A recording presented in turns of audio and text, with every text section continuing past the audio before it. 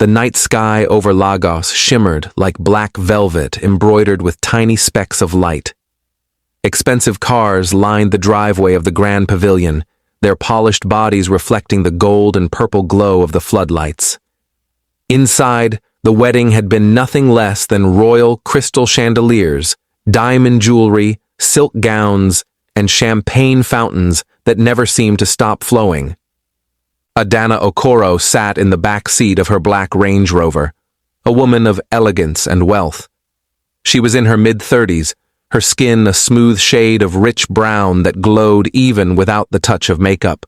Her dress, designed in Paris, still carried the fragrance of roses and expensive perfume. But her eyes, those sharp almond-shaped eyes, were tired. She leaned back against the leather seat and let out a sigh. Another night. Another meaningless party, she whispered, almost to herself. The driver, a young man in uniform, glanced at her through the rear-view mirror, but wisely kept quiet. Adanna was a billionaire, one of the most powerful businesswomen in Nigeria, owner of luxury hotels, oil shares, and a tech company that had recently expanded to South Africa. To the world, she had everything: wealth, influence, beauty. But inside, she carried a silence heavier than gold. The Range Rover rolled out of the busy streets and into the quieter roads leading toward her estate. The city lights faded, replaced by the sleepy rhythm of the countryside. Palm trees bent gently in the night wind, and the distant sound of drums from a village festival floated through the air. Suddenly, the car shook slightly, and the driver frowned, steering toward the roadside. "What happened?"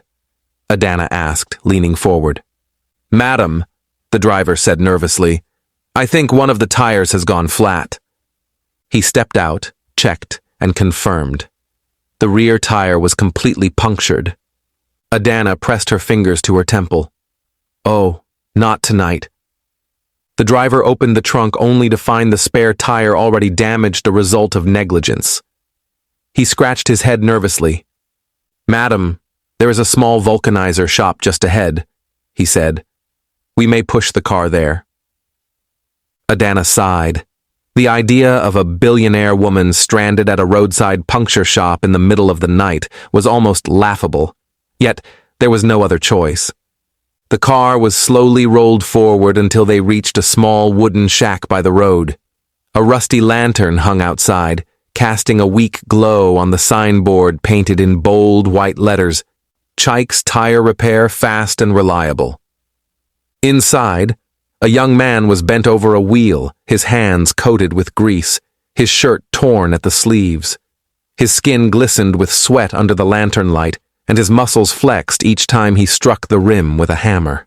The driver called out, "Brother, we need help!" Tyre burst. The young man, Chike, looked up. His eyes were bright, unusually calm, as though nothing in the world could shake him. "Bring it here," he said simply, wiping his hands on a rag. Adanna stepped out of the car, her heels clicking against the dusty ground. She looked at the shack, at the tools scattered across the floor, at the old fan humming weakly inside. The air smelled of rubber, dust, and engine oil. For a woman who dined in luxury halls and flew first class across continents, this was a world far away. And yet, something about the simplicity of it felt raw, real. Cheek bent over the tire with quiet focus, not once staring at her the way most men did. His hands moved with speed and precision. Adanna found herself oddly mesmerized. Within minutes, he looked up. "Your tire will hold, but it has seen better days. You should replace it soon." Adanna raised an eyebrow. "Do you know who I am?" Cheeky shrugged. "You are the woman with the flat tire tonight. That is all that matters." For a moment, silence hung in the night air. The sound of crickets filled the gap. Adanna tilted her head, slightly amused. No one ever spoke to her like that, without fear, without admiration, without agenda. "How much do I owe you?" she asked finally. Cheek shook his head. No need. Tonight you needed help. I was here. Tomorrow, someone else may need me. That is payment enough. Adanna blinked, surprised. Do you refuse money or just mine? A faint smile touched his lips. I refuse pride. Money comes and goes. But when a road brings two strangers together, sometimes it is for something bigger. For the first time in months, Adanna laughed a soft, genuine laugh that even startled her driver. Something had just shifted. Something she could not yet explain. The night air was heavy with the smell of dust and warm rubber. The lantern outside Cheek's shack flickered, as if it too was eavesdropping on the moment that had just unfolded. Adanna stood silently, her designer gown brushing against the dirt road. She should have been furious at her careless driver, furious at the inconvenience, furious at the absurdity of standing by a vulcanizer's shack in the middle of the night. But instead, she felt strangely alive. Madam, her driver whispered urgently, we should leave. It is late. Adanna ignored him. Her eyes were still fixed on the young man, tightening the bolts of the Tyre with quiet confidence. He was different, too different from the shallow, sharp-tongued men of her world. She cleared her throat. What is your name? Cheek, he replied without looking up. Chike. She repeated the name slowly, as though tasting it. Do you know whose car you just repaired? This time he looked at her, his gaze steady, his face unshaken. A woman's car. A woman who was stranded. That is all I need to know. Adanna tilted her head, intrigued. Most people recognize me instantly. I am not most people, Cheeky said simply, wiping his hands on his rag. Her driver gasped softly, as though Cheek had just committed a grave sin, but Adanna's lips curved into the faintest smile. Interesting, she murmured. Cheek leaned against the car, folding his arms. His shirt clung to his chest, stained with sweat and dust, but his posture carried an effortless strength. You seem surprised, he said. I am, Adanna admitted. I live in a world where people either fear me or want something from me. You do neither. That is because I have nothing to lose, Chike replied, and when you have nothing to lose, fear becomes useless. His words hung in the air like an echo. For a brief moment, Adanna felt as if the ground beneath her heels had shifted. She studied him closely. He was poor, yes, his shoes were worn, his hands calloused, his shop a patchwork of scrap wood and rusted tools. But there was dignity in the way he carried himself, a calmness that no wealth could buy. Adanna crossed her arms, more curious than she had been in years. Tell me something, Chike. If you had all the wealth in the world, what would you do with it? Chike smiled faintly, his eyes glinting in the lantern light. I would build a school in my village. A place where children could learn more than survival. A place where dreams are not strangled by poverty. The words pierced her like an arrow. She had sat in countless boardrooms, heard countless men and women talk of profits, investments, and returns. But rarely had she heard such simplicity, such purity of vision. And you? Cheek asked suddenly, his voice low. You have all the wealth in the world. What do you do with it? Adanna opened her mouth, then paused. For the first time, she didn't know how to answer. She thought of her hotels, her cars, her companies. She thought of the parties, the luxury, the endless headlines. And then she thought of her empty mansion, where silence pressed against the walls every night. I survive, she admitted softly, her eyes lowering. Cheek studied her face for a long moment. His expression softened. That is not living, he said gently. Something tightened in Adanna's chest. She had heard men flatter her, praise her, worship her wealth. But never Never had someone looked straight into her soul and called her hollow. The driver coughed nervously. "Madam, the time—" "Yes," Adanna said quickly, snapping back into her role. "We must go." She turned to Chica. "Thank you for your service." But as she stepped toward the car, she hesitated. Something inside her resisted the idea of leaving. On an impulse she couldn't explain, she reached into her jeweled clutch and pulled out a sleek black card. "Here," she said, extending it. "If you ever need anything, call me." Chake looked at the card, but didn't take it. His lips twitched into a half smile. "What makes you think I need anything from you?" Adanna blinked. She had never been refused before, not like this.